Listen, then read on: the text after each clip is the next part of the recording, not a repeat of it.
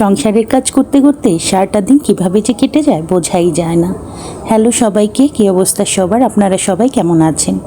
দেখতে দেখতে রহমতের মাস শেষ হয়ে যাচ্ছে। রোজাগুলো খুব দ্রুত মনে হলো শেষ হয়ে যাচ্ছে। এবছর আলহামদুলিল্লাহ প্রতিটা দিন ভালোই গিয়েছে। জানি না আগামী বছর বেঁচে থাকবো কিনা বা রোজা করতে পারবো কিনা। তো মাসিক বাজারটা আমি সবসময় একসাথেই করে আনি, আর যেহেতু রমজান শেষের দিকে ঈদ চলে আসছে, তাই মাসিক বাজারের সাথে ঈদের যা কিছু লাগবে মানে সেমাই, নুডলস, এভরিথিং আমি সব কিছু নিয়ে এসেছি। প্রতি মাসে চেষ্টা করি যে যা কিছু লাগবে মুদি সদাইটা আমি একবারে করে নিয়ে আসি বাজার থেকে। তাহলে দেখা যায় কি প্রতিদিন বাজার করার হ্যাসেল পোহাতে হয় না।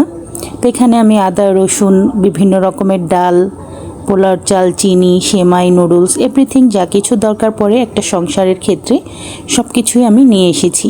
তারপর এগুলো নিয়ে কিচেনে চলে আসলাম। তারপর যেটা যেখানে রাখা দরকার সব কিছু গুছিয়ে রেখে দিব। সব কিছু গুছগাছ করে গোসল নামাজ শেষ করে তারপরে কিচেনে চলে এসেছি। আজকে ইফতারের জন্য আমি মজাদার ভেজিটেবল চিকেন রাইস রান্না করব। এই জন্য এখানে আমি ছোট ছোট করে কিউব করে চিকেন কেটে রেখেছিলাম এবং খুব ভালো মতো মেখে এটা আমি ম্যারিনেট করে রেখেছিলাম বেশ অনেকটা সময়। তারপর এগুলো আমি খুব সুন্দর মতো ডুবো তেলের মধ্যে খুব ক্রিস্পি করে ভেজে নিচ্ছি। এটা আমি রাইসের সাথে অ্যাড করব, তাই আগে থেকে এটা ভেজে আমি একটা বাটিতে তুলে নিচ্ছি। এভাবে চিকেন পপকর্ন তৈরি করে খালিও কিন্তু খাওয়া যায়, খেতে বেশ মজা লাগে। সস দিয়ে এটা বাচ্চারা খেতে খুব পছন্দ করে। তো এখানে আমি রাইসটা এখন রান্না করে নিব। এখানে গরম তেলের মধ্যে পেঁয়াজ কুচি দিয়ে দিয়েছি। পেঁয়াজটা একটু নরম হয়ে আসলে এখানে আমি কিছু ভেজিটেবল অ্যাড করব। তো এখানে আমি নিয়েছি ব্রোকলি, নিয়েছি ক্যাপসিকাম, গাজর আর মটরশুঁটি। ঘরে যা কিছু ছিল সেটা দিয়ে আজকে আমি রান্না করছি। সামান্য একটু লবণ দিয়ে দিলাম। এবার ভালো মতো নেড়েচেড়ে আমি হালকা একটু সফট করে নিব সবজিটা। খুব বেশি নরম করা যাবে না, কারণ রাইসের যে ভেজিটেবলটা থাকে এটা একটু অল্প ভাজলেই জিনিসটা খেতে ভালো লাগে। তো এখানে আমি এবার 3টা ডিম অ্যাড করে দিচ্ছি। ডিমের সাথে মিলে ভাজিটা খুব সুন্দর মতো করে নেব। প্রতিদিন আসলে ভাজা পোড়া খেতে কিন্তু ভালো লাগে না। এবার রমজান মাস জুড়ে প্রতিদিনই ভাজা পোড়া খাওয়া হয়েছে, তাই ভাবলাম আজকে একটু রাইস রান্না করি। এটা আসলে ইফতারে খেতে ভালো লাগে। আসলে জানি না এই ট্রেডিশনটা কে তৈরি করেছে যে ইফতারের পর ইফতারের সময় ভাজা পোড়া, আলুর চপ, বেগুনি, ছোলা এগুলো খেতেই হবে।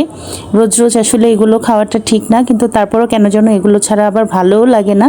কি একটা অবস্থা বলেন তো, খেলেও সমস্যা আবার না খেলেও ভালো লাগে না, এই আর কি একটা অবস্থা হয়ে গিয়েছে। তো যাই হোক, কথা বলতে বলতে আমি আমার রাইস রান্নাটা কিন্তু কমপ্লিট করে ফেলছি। এখানে সয়া সস দিয়েছিলাম কাঁচামরিচ কুচি। এবার খুব ভালো মতো নেড়ে চেড়ে এটা আমি ভেজে নিব। সব কিছু যখন কমপ্লিট হয়ে গিয়েছে তারপর এখানে আমি অ্যাট লাস্ট সেই চিকেন পপকর্নগুলো এখানে আমি অ্যাড করে দিচ্ছি। এভাবে করে রাইস রান্না করলে খেতে কিন্তু মন্দ হয় না। এভাবে করে রাইস রান্না করলে আমার বাচ্চারা তো বেশ খুশি হয়ে যায়, ওরা রাইস খেতে ভীষণ পছন্দ করে। আপনিও ট্রাই করে দেখতে পারেন। ইফতারে এরকম একটি মজাদার আইটেম হলে ইফতার কিন্তু জমে যাবে।